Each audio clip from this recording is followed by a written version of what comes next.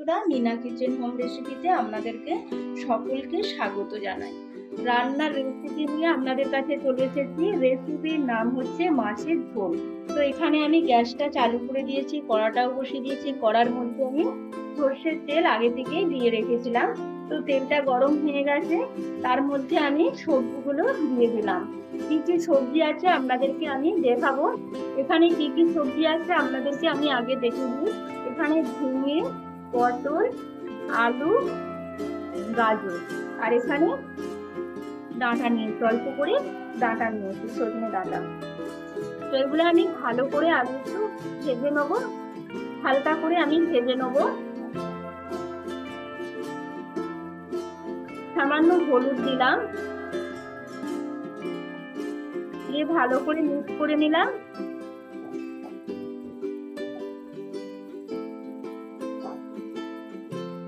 এখানে মাছ নিয়েছি, মাছেতে আমি নুনটা আগে থেকে মাখিয়ে রেখেছিলাম, হলুদটা এখনো মাখাইনি, মাখাবো। তো এখানে আমি মাছের পেটি নিয়েছি আর একটা চাকা নিয়েছি। তো এই দিয়ে আমি মাছের ঝোলটা আজকে বানাবো। গরম পড়ছে, বুঝতেই পারছেন, এই গরমের মধ্যে যেন মানুষকে একটু ঝোল হলেই ভালো হয়। তার সঙ্গে তো ঝিঙে আছে, আরো ভালো হবে, পেট ঠান্ডা রাখবে ঝিঙেটা খেলে। তো যাই হোক, আমি এবারে সবজিটা ভাজতে দিলাম। তো ততক্ষণ সবজিটা ভাজা হোক। আর এতে আমি কোনো কিছু মশলা ব্যবহার করব না, মশলা। তো এখানে আমি মৌরি গুঁড়ো আছে, মৌরি গুঁড়ো দিয়ে ঝোলটা বানাবো। আর এতে পেঁয়াজ, রসুন, আদা কিছু ব্যবহার করব না, একদম সিম্পল ভাবেই আমি ঝোলটা বানাবো। তো আপনারা অবশ্যই ভিডিওটা দেখবেন ফার্স্ট থেকে শেষ পর্যন্ত, অনুরোধ রইল। এর মধ্যে আমি ডাঁটাটাও দিয়ে দিলাম, সজনে ডাঁটাটাও আমি দিয়ে দিলাম। তো একসঙ্গে জিনিসটা ভাজাটা ভালো হয়ে যাবে। দেখুন ঝিঙেগুলো ভাজা হয়ে এসেছে আর পটলগুলো হয়ে এসেছে। তো আরেকটু আমি রাখবো, তারপরে এর মধ্যে আমি জল দিয়ে সেদ্ধটা করে নেবো। সবজিটা ভালো করে ভাজা হয়ে গেছে। তো আমি এবারে এর মধ্যে জল দিয়ে দিলাম,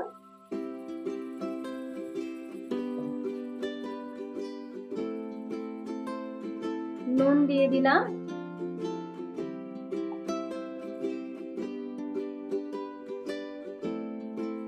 দিয়ে চাপা দিয়ে দিলাম। 3 মিনিটের মতন চাপা দিয়ে রাখবো, তারপর খুলে দেখবো কতটা কি সবজিটা সেদ্ধটা হয়েছে।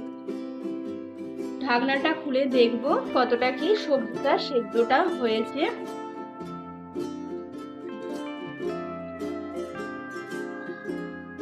সবজি সেদ্ধ হয়ে গেছে। তো আমি এবারে একটা জায়গার মধ্যে ঢেলে নেব। এখানে আমি সবজিগুলো একটা জায়গার মধ্যে ঢেলে নিয়েছি, আর মাছগুলো আমি এবারে ভেজে নেব। গ্যাসটা চালু করে দিয়েছি, কড়াটাও বসিয়ে দিয়েছি। কড়ার মধ্যে সর্ষের তেল আমি দিয়ে দিলাম। তেলটা গরম হয়ে গেছে, এবারে আমি মাছগুলো ভেজে নেব। মাছগুলো আমি দিয়ে দিলাম।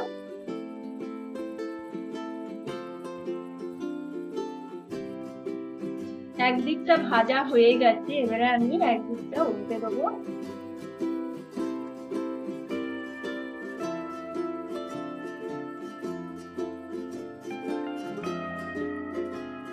মাছটা ভাজা হয়ে গেছে, আমি এবারে একটা জায়গার মধ্যে তুলে নেব।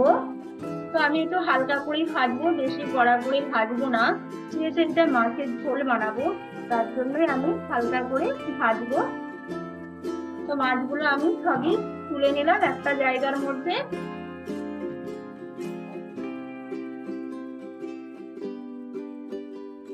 যাতে আমি মাছটা ভেজেছিলাম সেই কড়ার মধ্যে আমি এবারে ঝোলটা বানিয়ে নেব। তো এখানে আমি দিলাম তেজপাতা, কাঁচা লঙ্কা আর কালো জিরে দিয়ে ভালো করে আমি ফোড়নটা ভেজে নেব। এখানে ফোড়নটা ভাজা হয়ে গেছে।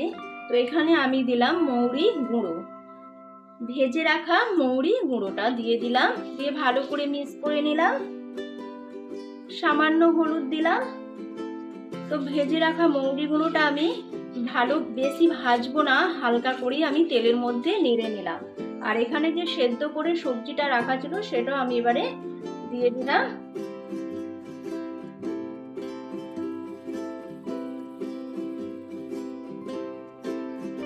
সেদ্ধ করে সবজিগুলো আমি দিয়ে দিলাম। দেওয়ার পর ভালো করে আমি মিক্স করে নিলাম। সবজি যে সেদ্ধ করে রেখেছিলাম সেই জলটাও আমি দিয়ে দিলাম। এই গরমের মধ্যে হালকা পাতলা ঝোল খেলেই ভালো লাগবে, শরীরও ঠিক থাকবে, পেটও ঠিক থাকবে। তো আমি এবার ঝোলটা কিছুক্ষণের জন্য ফুটতে দেবো, তারপরে মাছ ভাজাগুলো যে রেখেছিলাম সেই মাছ ভাজাগুলো আমি ঝোলের মধ্যে দিয়ে দেবো। এখানে ঝোলটা ফুটতে চালু করে দিয়েছে, তো আমি ভাজা মাছগুলো এবারে আমি ঝোলের মধ্যে দিয়ে দিলাম।